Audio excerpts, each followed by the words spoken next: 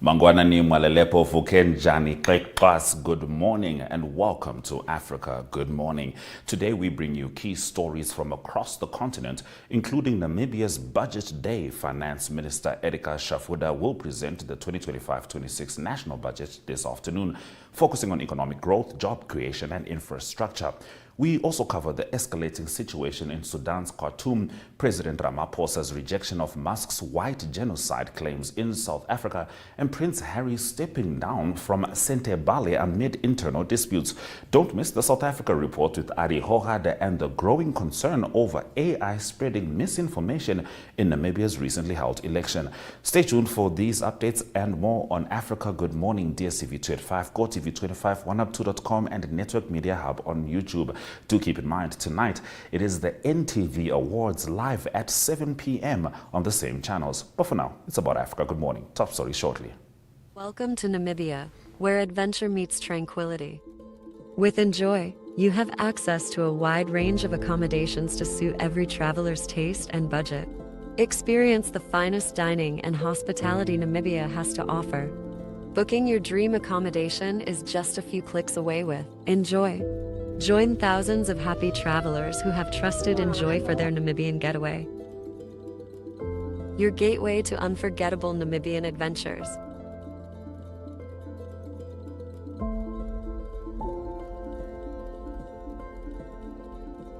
Visit us today at enjoy.my.na.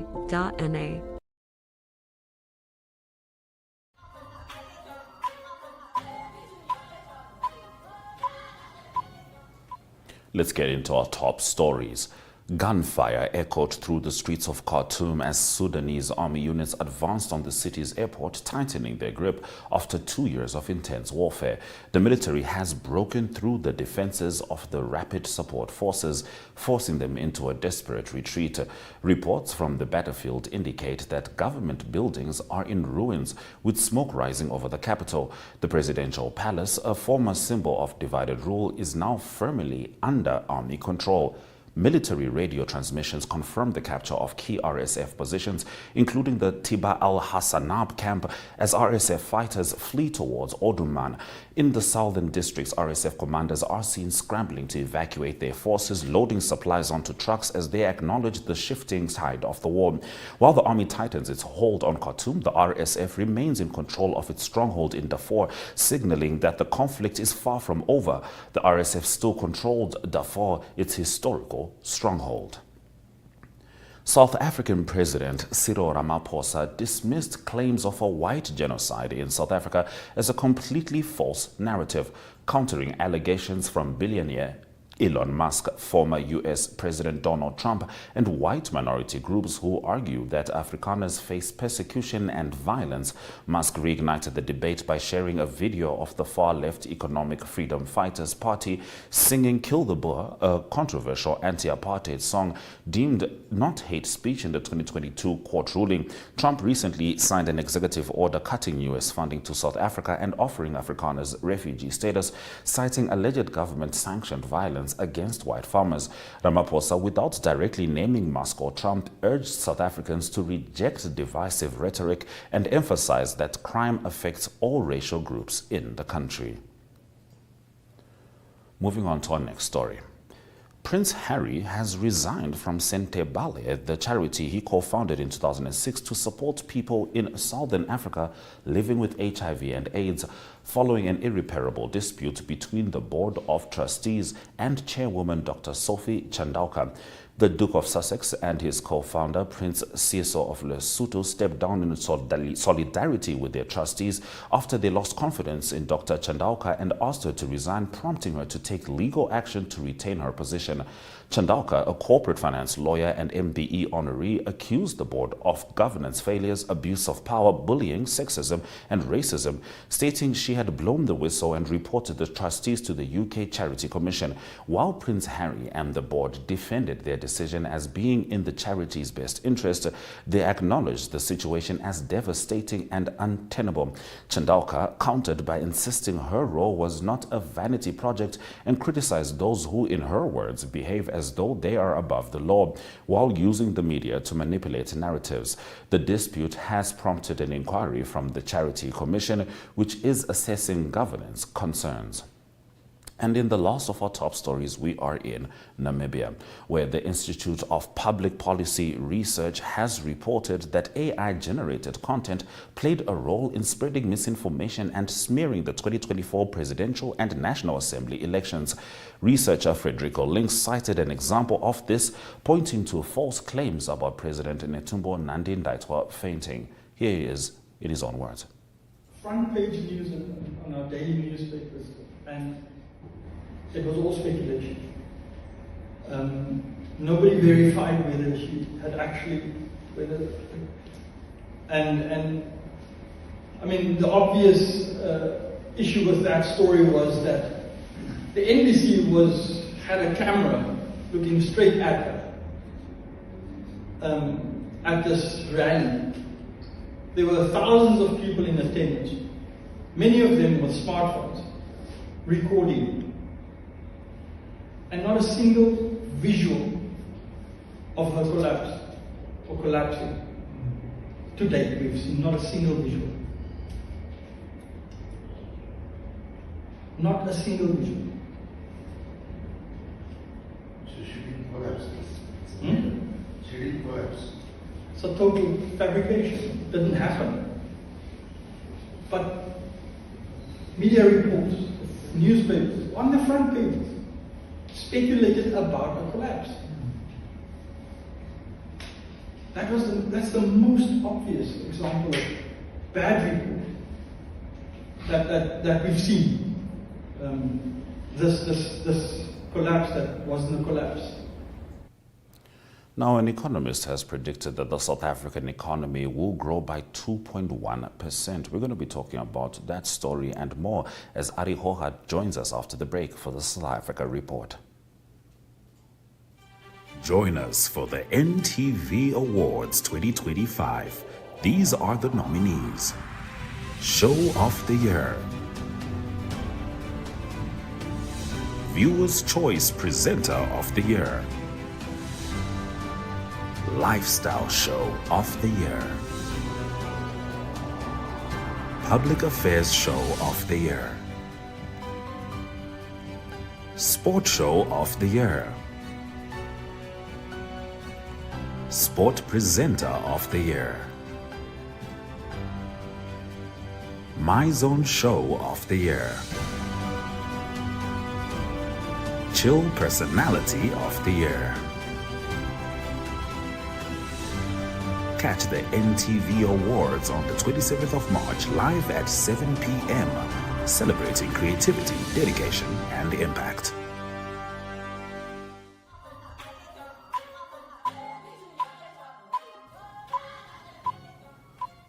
It's time for us to dive into the South Africa Report with the one and only Arrie Hougaard. Arrie, goeiemorgen. Yeah, goeiemorgen, Ashwin. Good to talk to you. Yes, a lot's happening in South Africa. All right, Arrie, we are going to start with your current news, and you have some interesting updates. An economist at Absa Bank predicts that the South African economy could grow by 2.1% this year. However, the impact of potential new global trade partners remains uncertain. And that's not the only update you have for us. South Africa has once again been ranked as the most dangerous country in the world for driving. To take us into your current affairs. Yes, thank you, Ashwin. Yes, indeed, it's lots happening on the economy side, and obviously we're still also waiting for the budget to be approved, and hopefully that will happen, and that will make a big difference, obviously, in South Africa's economy if that can be approved. But yes, Absa Bank, that's Mr. Mayalani Maleke, and he's the economist at Absa, so he's quite positive. He said that he thinks that we can double, maybe even triple our growth in this year coming. There's a few factors he mentioned, and he said, well, the last 10 years has not been good for South Africa. It's well documented. South Africa has grown by less than 1% in the last decade annually.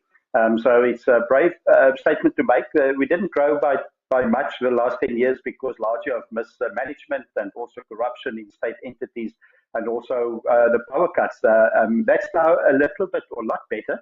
Load shedding is now a lot more under control. We had a few instances, a day or two the past few weeks, but for the last 12 months, there's been, safe to say, no load shedding.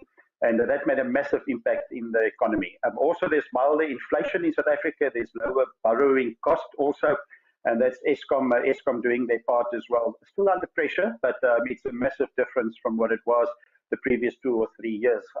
So the economy also still waits on the relationships with the US. You can see South African flag and the US flag together on import-export. Hopefully that can continue. So America is not the only partner for South Africa, but is a big component. It's a big economy. Hopefully that relationships will go well. And that's Transnet. News from Cape Town related to Transnet is that Cape Town authorities announced that there will be tenders going out in August or September for private companies to be involved in Transnet in the port in Cape Town. Cape Town Port has been described as one of the worst ones in operations, and if there's private entities getting involved, they can tender for that. And apparently that has been leveraged by budget talks. So it is the DA that put that on the table and said that they will agree on a few things on the budget, but then on the local side, like in the ports, it is important that there's a private investors also getting involved, making the port better. Lots of exports going through that port. That's AGOA. AGOA is a big component. It ends in September this year. It makes everybody nervous. It's 25 years it's been going. AGOA's agreement where South Africa also had preferential access to the US market with the zero trade tariffs as well. So that's important that we'll see what will happen there. G20 meetings will obviously make a difference there, but AGOA has been a good partner for South Africa. And there's a new ambassador from the United States in South Africa. It's Brent Bozell III. So everybody's nervous on what his agenda will be, and there needs to be a new ambassador appointed in the USA. So that's still a frosty relationship between South Africa and America. Hopefully that can be sorted out very soon. Yes, Ashwin, you also mentioned driving in South Africa. I think driving in Southern Africa is maybe we can put it under that umbrella. It is a report, annual report that comes out. There's 53 countries on that. Only 2 countries from Africa, actually, Morocco and South Africa. But in that 53, South Africa dead last. So that's not good. The reason for that is factual. There's 245 road deaths per 100,000 people in South Africa. So that's quite high. Also, there's 31% of South African drivers, front seat drivers, that don't wear their safety belts. There's a huge volume of alcohol influence in accidents in South Africa. And then the other big challenge is fraudulently getting your license. That's what you need to do when you get your license, go through the right process. But you can get it for 5,000 or 6,000 rand, you can get your license. So that is a challenge in South Africa. Apparently 24% of car licenses or drivers in South Africa don't have or bought their license in this fraudulent way. 15 million drivers in South Africa, that equates to 3.5 million people in South Africa that might have got their licenses on a fraudulent way. So just for interest sake, South Africa is the worst, Thailand second, and the USA came in third because they also have their challenges. And the best place to drive in the world is apparently Norway and Iceland and Japan. So I'm not sure where Namibia fit into that, and Zimbabwe and the other Southern African countries, but maybe similar challenges as to South Africa. So that's the current news at the moment in South Africa.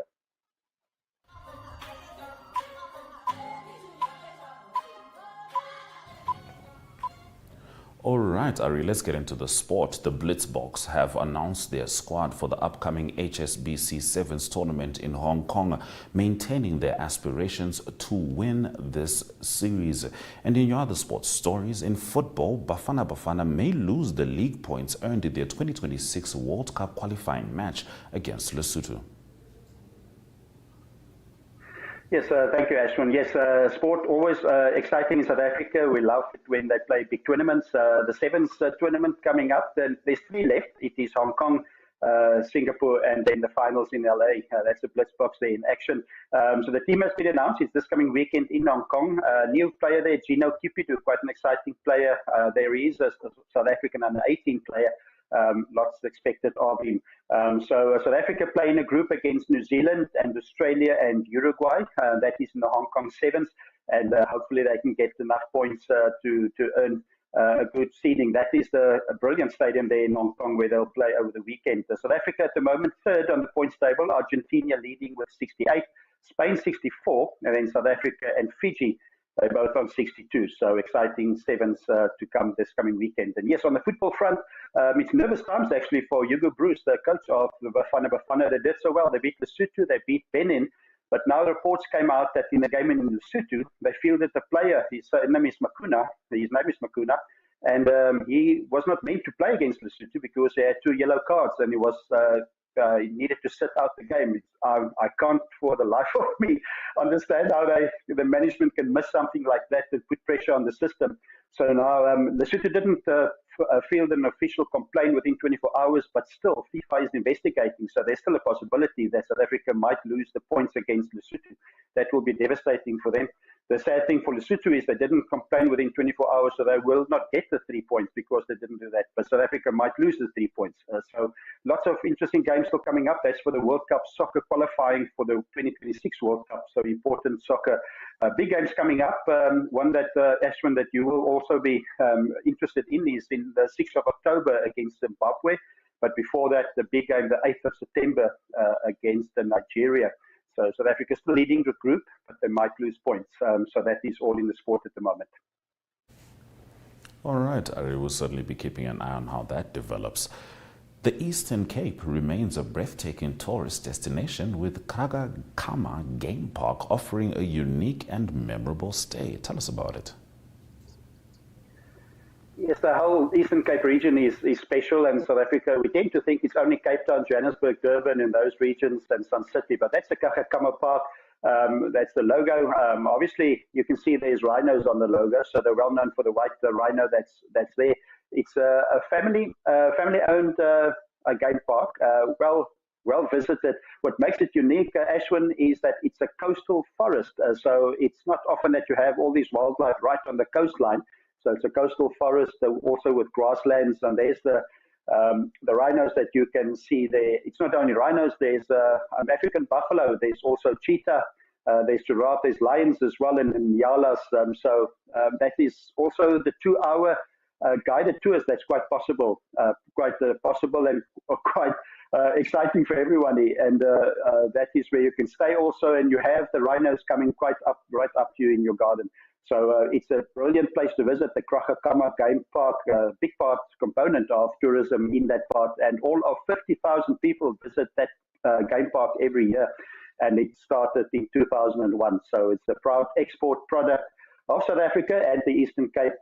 Definitely a place to visit, especially if you want to experience that coastal forest land close to the sea where the animals are. So that's all in entertainment. So go across and visit the Kragakama Game Park. All right, Arrie, sounds enticing indeed. Thank you very much for bringing us the news stories from South Africa. Big pleasure, Ashwin. Nice talking, and have a blessed day, everyone. Bye-bye. All right, now Namibia's newly appointed Finance Minister Ericah Shafudah will present Namibia's 2025-2026 budget today. That story right after the weather.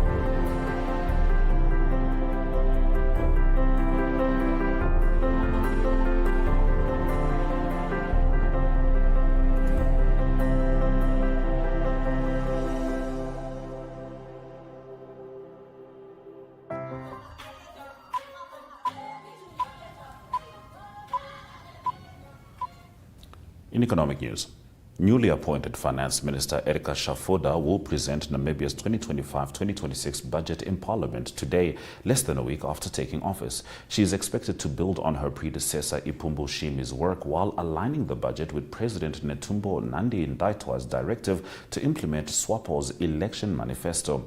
Key budget priorities include economic growth, job creation, infrastructure, energy, healthcare, and agriculture. SWAPO has pledged an $85.1 billion investment over 5 years to create 250,000 jobs, focusing on youth employment, apprenticeships, housing, and sports infrastructure. The budget is also expected to support green industrialization, creative industries, and rural tourism. Major projects include expanding ports and railways, increasing power generation capacity to 900 megawatts, upgrading hospitals, and ensuring greater Namibian participation in oil, gas, and mineral industries. The government also aims to strengthen tax collection and manage national debt, which Shimi had reduced to 66% of GDP. A significant point of interest will be funding for the independent stadium upgrade and whether the budget addresses social development quotas. We'll certainly be showing you that this afternoon on NTV. The Central Procurement Board of Namibia campaign aims to clarify procurement processes and rebuild public trust to address fairness and transparency in all dealings. Speaking at the Public and Bidders Education Campaign, Board Chairperson Mary Shimi urged the need for efficiency and open communication to foster a smoother process. A call from bidders, the public entities, and the public that we serve. A call to be efficient, a call to listen, and a call to educate the public, and a call to create awareness. And most important, to be fair and transparent in all our business dealings. That is the call that I'm hearing every day. Whether with the play that we did now, the calls that come through, it's a call to be efficient. It is this call we have gladly and passionately responded upon to launch this campaign. There's been significant level of unhappiness, discontent from bidders and our clients that we serve. They are not happy because they are striving to serve the nation and we are stuck in the processes of procurement. The outcomes have been not so favorable, not in everything, but sometimes in some of those services that are so direly needed by the public that we serve. So embark on this journey to clarify the procurement process, to open doors that have been perceived as closed, to build bridges where there have been gaps, and to listen, and to take what you're saying to us into consideration. As a board, we are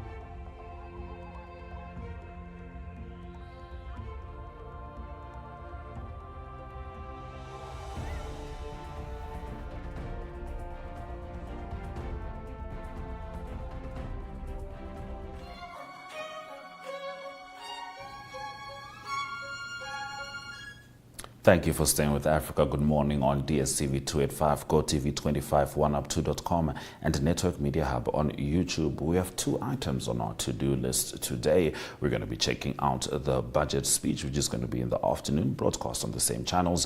And in the evening, it's going to be the NTV Awards live from 7 p.m.